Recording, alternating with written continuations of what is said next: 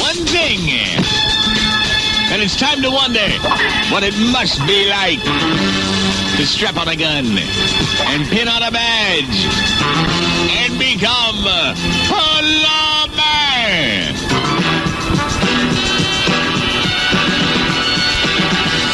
One of your favorite things to do is stop somebody for speeding. There's nothing like getting out of that squad car, adjusting your sunglasses, pulling your britches up, and walking slowly and purposefully toward them, knowing full well they're looking in the rearview mirror, hating life, knowing they're about to get a piece of paying paper.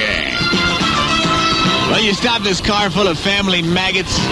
You lean down, you look inside, you say, "Could I have your driver's license and registration, please, sir?" And as the guy's fumbling through his wallet for it, his little kid in the back seat says, "Gee, Daddy, he doesn't look like a stupid beer-bellied redneck to me." And steam comes out of your ears. As you say, "Did your daddy tell you that, boy?" You grab that guy, you say, "Hey, buddy, are you telling your kids those?" He said, "Well, you say, "Get out of the car! Get out of the car!" And then you grab him by the collar and you just yank him through the open window. And then you pick him up and you put him on the front of the car so that the antenna goes up the back of his shirt, so he's hanging there like a piñata. And then you grab him and you say, "Don't you ever do that!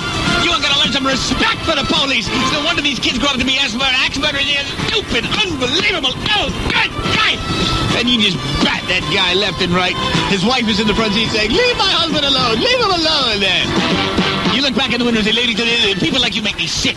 You poison the minds of the kids so that they grow up hating the cops. You tell them things like, "Baby, let me show you what I think of you and your whole family." And you unlimit the hydraulics and you figure you'll take a leak right inside the open window. And as you're standing there, the lady thinks fast and hits the button on the electric window, imprisoning you in a most unsavory manner. You stand there saying,